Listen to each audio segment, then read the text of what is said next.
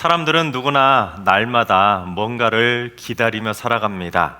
합격 소식을 애타게 기다리는 사람도 있고 누군가로부터 전화가 오기를 애타게 기다리는 사람도 있습니다. 또는 취직이나 결혼 또는 손주 소식을 애타게 기다리는 분들도 많이 있을 겁니다. 또 어떤 분들은 지금 예배 끝나고 어디를 바삐 가셔야 되기 때문에 예배가 1분이라도 빨리 끝나기를 애타게 기다리는 분들도 계실지 모릅니다. 그렇다면 여러분, 설교 제목처럼 여러분은 뭘 기다리며 살고 계십니까? 그래서 제가 기다림을 주제로 담은 그림 몇 점을 준비해 보았습니다. 주로 19세기 화가들의 작품입니다. 처음으로 이 작품은 프랑스 화가인 까미유 피사로가 그린 폰토스 시장의 군밤 장수라는 제목의 작품입니다. 한 노파가 시장에서 군밤을 팔고 있는데 이 노파가 지금 뭘 기다리고 있는 것입니까? 군밤을 사줄 손님을 기다리고 있습니다. 그렇습니다. 사람들은 내 인생에 무언가 물질적인 도움을 줄 만한 그러한 도움의 손길을 기다리며 살아갑니다. 누군가 내 물질을 빼앗아갈 사람들을 기다리는 사람 있나요? 없지요. 대부분은 다 나에게 피가 되고 살이 될 만한 도움이 되는 사람들을 기다리며 살아갑니다. 근데 많은 사람들이 헛되고 헛된 물질을 기다리며 살아가고 있습니다. 다음 그림은 미국 화가인 윈슬로 호머의 작품입니다. 한 어린 아들이 뱃머리에 걸터 앉아서 바다 쪽을 바라보고 있고 그 곁에 엄마가 딸을 안고 서 있습니다. 지금 아들이 바다를 바라보며 누구를 기다리는 겁니까? 고기를 잡으러 간 아빠를 기다리고 있는 것입니다. 그래서 이 그림의 제목이 아빠가 오신다입니다. 하지만 그림의 제목과는 달리 엄마의 시선을 한번 보시기 바랍니다. 아빠가 오신다면 바다 쪽을 바라봐야 되는데 엄마의 시선은 바다 쪽을 외면한 채 서 있습니다. 이미 포기한 것을 암시하고 있습니다. 즉, 남편이 바다에 나가서 고기를 잡다가 사고로 그만 목숨을 잃었는데 차마 아들에게는 말을 해주지 못하는 상황입니다. 그러니 아들은 날마다 바다를 바라보면서 비슷한 배만 나타나면 아빠 오신다, 아빠 오신다 그렇게 외치고 있는데 엄마는 그 곁에 서서 어린 딸을 안고는 이러지도 못하고 저러지도 못하고 있는 그런 모습입니다. 참 안타까운 기다림 아닙니까? 하지만 안타깝지만 이 세상에도 아무리 기다려도 절대로 오지 않는 일을 기다리는 사람들도 있고 또는 아무리 기다려도 절대로 이루지 못할 것들, 얻지 못할 것들을 그렇게 기다리며 살아가는 사람들도 의외로 많이 있습니다. 세 번째 이 그림의 제목도 기다림입니다. 그리스 화가인 니트라스의 작품인데 흰 옷을 입은 한 여인이 까치발을 들고 창밖을 내다보고 있습니다. 뭘 기다리는 것처럼 보입니까? 힌트는 백합입니다. 백합은 순결을 상징하는데 백합이 창문 쪽으로 기울어져 있는 것처럼 이 여인은 지금 사랑하는 님이 오기를 애타게 기다리고 있습니다.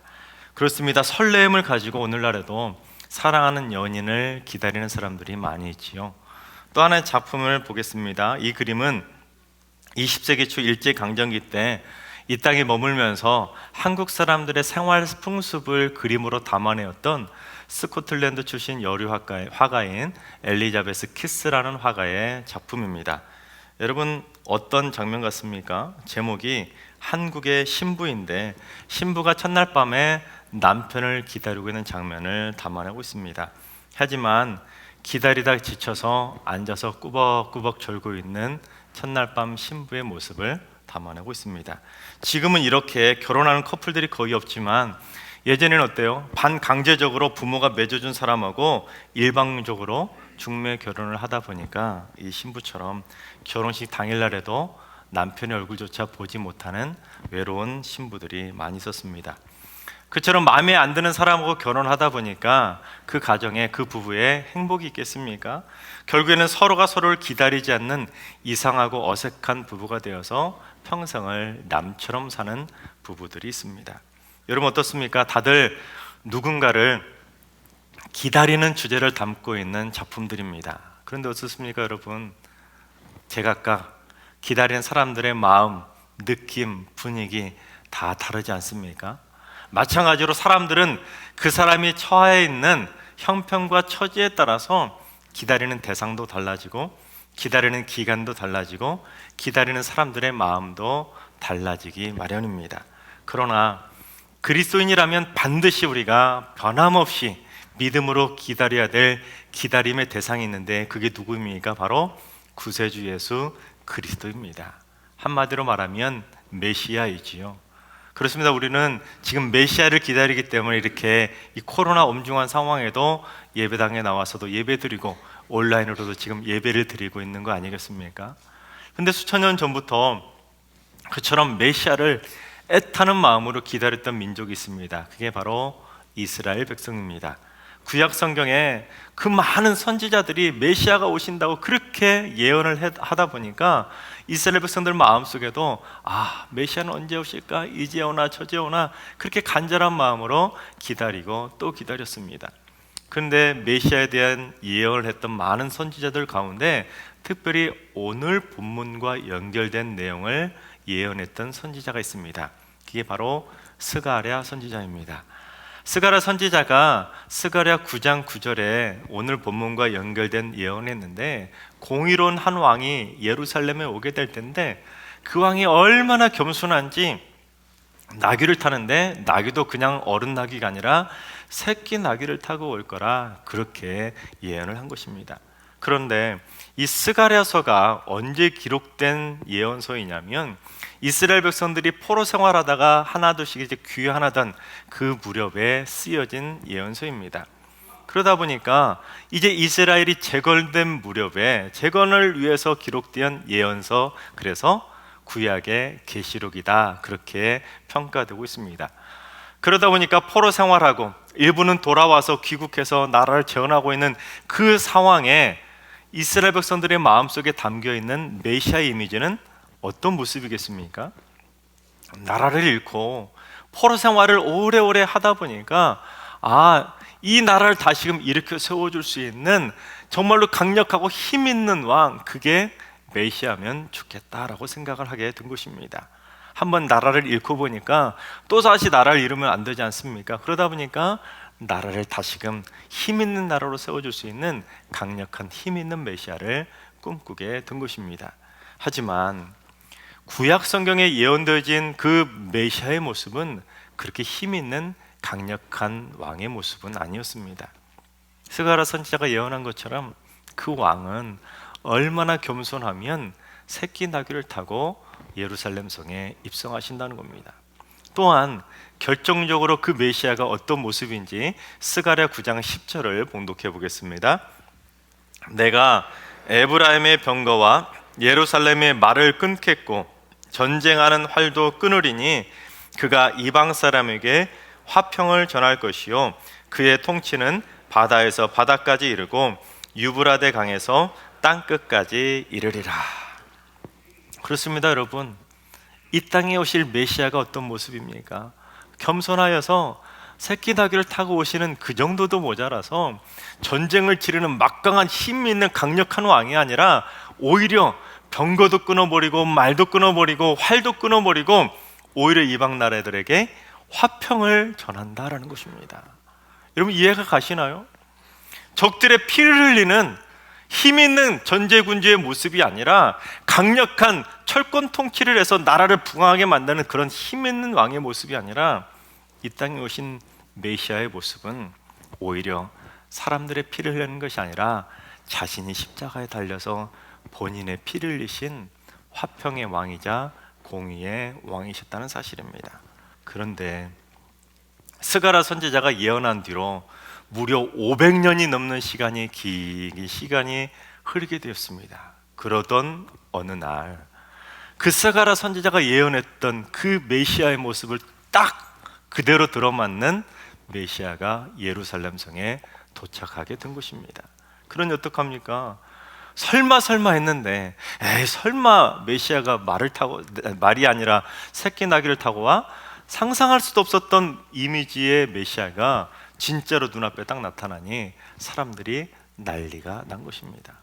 그래서 이 나귀는 어떻습니까? 새끼 나귀는 등이 작으니까 안장을 얹을 수 없습니다. 그러니 제자들이 자신들의 옷을 벗어서 나귀 위에 얹어서 예수님이 타게 하시고, 또한 자기들의 옷을 벗어서 길에 쫙 가는 제자들도 있었고, 또한 사람들은 나뭇가지를 꺾어다가 예수님이 가시는 길에 이렇게 들여밟고 가시라고 나뭇가지를 쫙 깔아주는 사람들도 있었습니다. 그러면서 사람들이 앞에서 가고 뒤에서 따르면서 열렬하게 외치면서 환호했습니다. 그들이 뭐라고 환호했는지 오늘 본문 9절을 봉독해 보겠습니다. 앞에서 가고 뒤에서 따르는 무리가 소리 높여 이르되 호산나 다윗의 자손이여 찬송하리로다.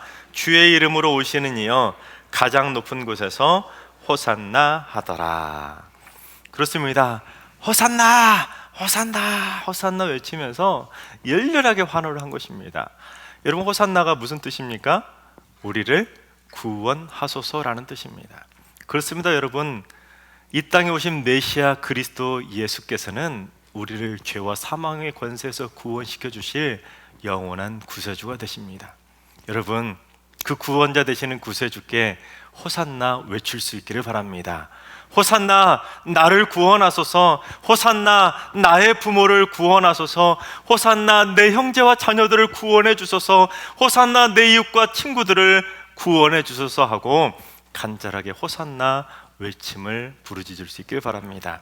그러면 여러분의 그 호산나 외침을 하나님께서 분명히 들으시고 믿지 않고 있는 여러분의 가족과 이웃들에게도 믿음을 선물로 주실 줄로 믿습니다. 그렇습니다. 호산나 구원하심을, 그 메시아를 기다리는 우리 마음 자세가 그래서 중요한 것입니다. 아동문학가인 유경환의 기다려야지라는 시가 있습니다. 기다려야지, 꽃이 아니 궁금해 쪼개보기엔 너무 작고 딱딱해. 꽃이 아니 궁금해 귀에 대고 들어보지만 숨소리도 없어. 꽃이 아니 궁금해 코에 대고 맡아보지만 냄새도 없어. 궁금해도 기다려야지. 꽃씨만 아니야. 기다려야 할 건 참고 기다려야지. 그렇습니다. 여러분, 꽃씨가 이게 나중에 어떤 꽃이 된다고 꽃씨를 깨보면 어떻게 됩니까? 꽃도 못 피워보고 죽는 거 아니겠습니까? 마찬가지입니다. 우리가 호산나 구원하소서 하고 호산나를 외치며 메시아를 기다린다면 참고 견뎌야 되는데, 그러지 못하고 어설픈 궁금함에 섣부른 마음에 서두르다 보면 잘못된 것을 기다리고 잘못된 것에 빠질 수가 있다는 것입니다. 잘못된 섣부름에 섣부르게 메시아를 잘못 기다리다가는 우리의 믿음의 꽃을 피워보지 못하고 우리의 영혼이 죽은 믿음이 될 수도 있다는 것입니다. 그래서 기다림과 서두름은 서로 상극관계입니다. 사람들이 기다리지 못하면 어떻게 됩니까? 마음이 조급해져서 섣부르게 행동을 하다가 일을 그르치는 경우들이 많이 있습니다. 따라서 기다리려면 서두르면 안 되는 것이고, 서두르면 기다릴 수가 없는 것입니다. 조급한 마음으로 기다리느냐, 아니면 참고 묵묵히 견디며 기다리느냐, 그 기다림의 마음 자세에 따라서 결과는 하늘과 땅 차이로 갈라지게 되는 것입니다. 근데 오늘 말씀을 보면 유대인들이 잘못된 기다림을 하고 있었다는 것을 알 수가 있습니다. 첫 번째는 그들은 치유자 메시아를 기다렸습니다. 그 무리들 중에 호산나를 외치는 무리들 중에 어떤 무리들이 있었냐면, 오늘 본문하고 병행 본문인 요한복음 12장을 보면 그 무리들 중에 어떤 사람이 있었다고 소개하냐면, 예수님께서 죽은 나사로를 살리지 않습니까?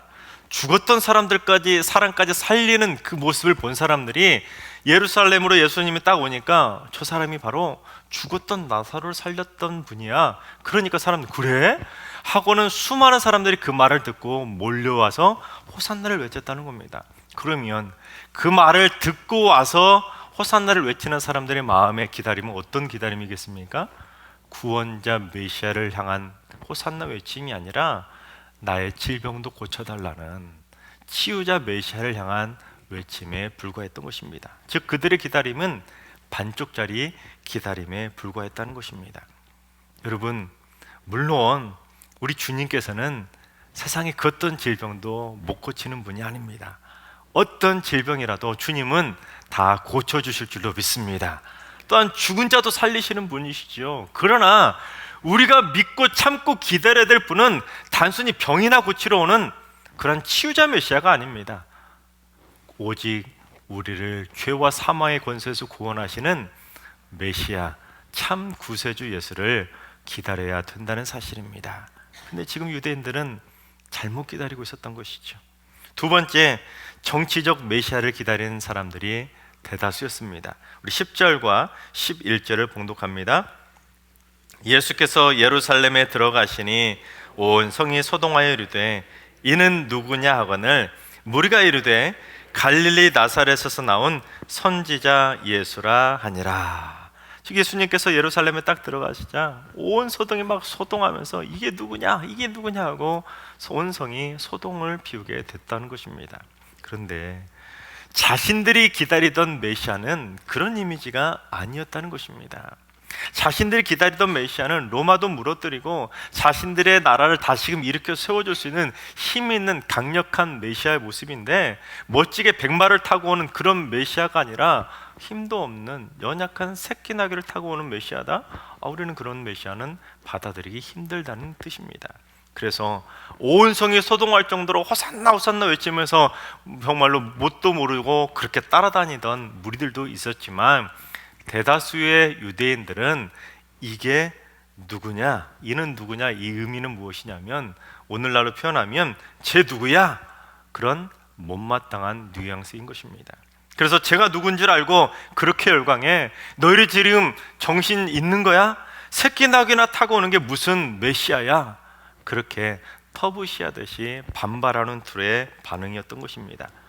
그래서 누가복음 19장 39절도 보면 바리새인들이 그처럼 호산나 외치는 사람들을 좀 꾸짖어 달라고, 책망해 달라고 요청하는 부분이 나오고 있습니다.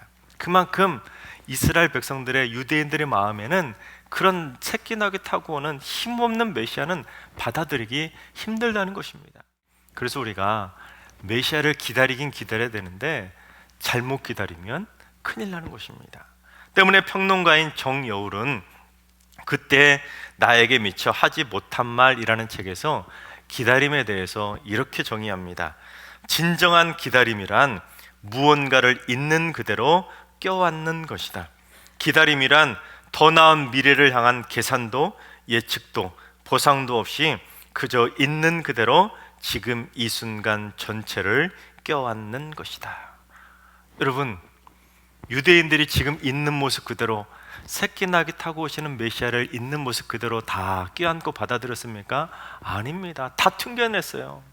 그들은 정치적인 계산의 계산기를 두드리면서 우리에게 올 메시아는 어떤 분일까? 힘 있는 군주를 꿈꿨다는 것입니다. 그러니 그들의 기다림은 잘못된 기다림에 불과했던 것입니다. 마찬가지입니다.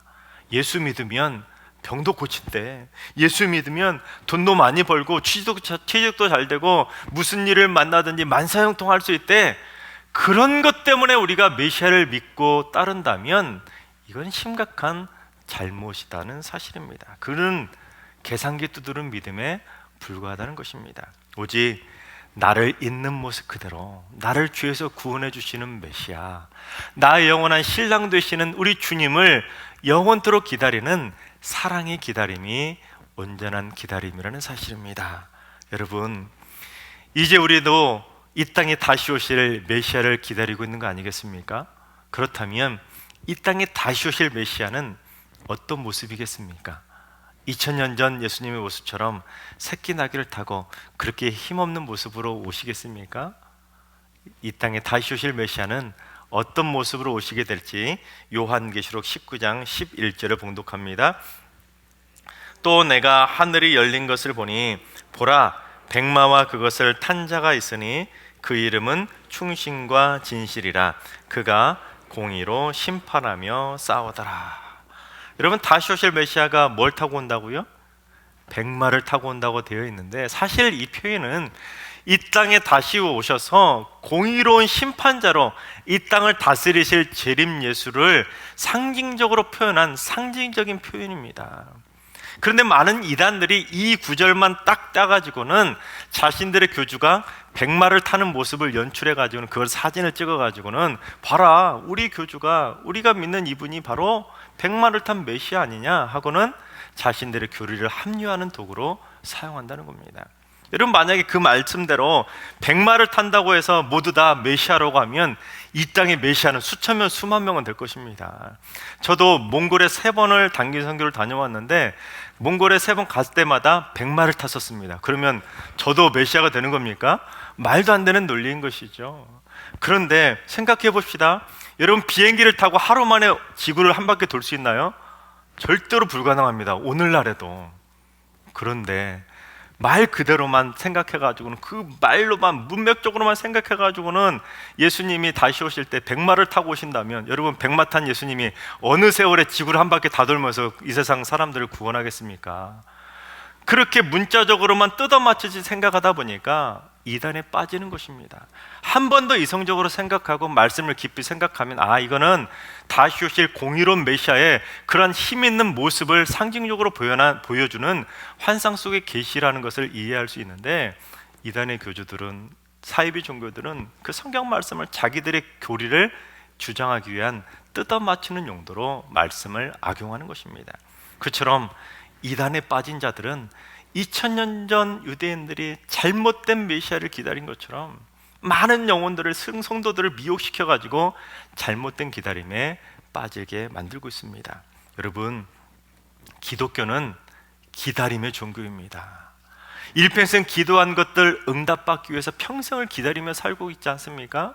또한 다시 오실, 이 땅에 오실 그 메시아를 기다리는 삶, 그게 바로 기독교입니다. 그래서 우리는 메시아에 대해서 제대로 기다려야 됩니다. 잘못 기다리면 우리도 유대인들처럼, 이단에 빠진 자들처럼 엉뚱한 메시아를 기다리는 잘못된 믿음으로, 죽은 믿음으로 변질될 수가 있는 것입니다.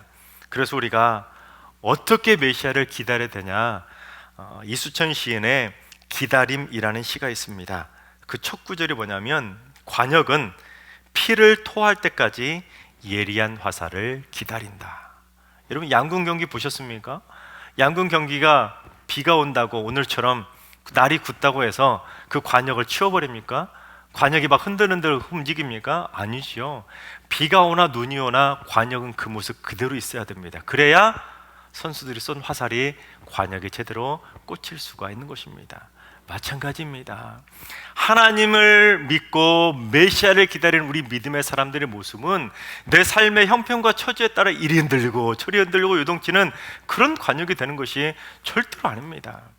딱 자리를 잡고 믿음에 굳게 서서 하나님의 말씀이 내 심령에 꽂힐 수 있도록, 성령의 불화살이 내 심령에 꽂힐 수 있도록, 메시아 주 예수 그리스도가 내 심령에 찾아올 수 있도록 흔들리지 않는 반석 같은 믿음으로 굳건하게 서 있어야 그 관역에 주님이 다시 오시는 하나님의 은혜를 맛볼 수가 있는 것입니다. 그래서 피천득 시인도 기다림이라는 짧은 시를 통해서 기다림의 참 의미를 이렇게 소개합니다. 기다리다 죽어도 기다리는. 여러분, 그렇습니다. 예수 그리스도를, 메시아를 기다리는 우리의 모습은 주님을 기다리다가 죽는 한이 있더라도 죽어도 기다려야 되는 존재, 그게 바로 우리 그리스도인들입니다. 설령 피를 토하는 심정으로 기다린다 할지라도 끝까지 참고 기다려야 되는 것, 그게 그리스도인들의 기다림의 삶인 것입니다. 하나님께서 사랑하신 여러분, 세상의 헛되고 헛된 것을 기다리는 삶이 되지 않기를 바랍니다. 오직 나를 구원해 주실 메시아만 기다리는 삶이 될 수 있길 바랍니다. 주님께서 다시 오실 때까지 자기를 부인하고 자기 십자가를 지고 오직 주님만 따르며 오직 메시아만 기다리며 오직 주님의 참 제자로 변치 않는 삶이 되시기를 주님의 이름으로 축원합니다. 또한 피를 토하는 심정으로 죽을 때까지 기다리는 마음으로 날마다 끝까지 참고 오직 메시아만 기다리는 참 그리스도인의 제자들이 되시기를 주님의 이름으로 축원합니다.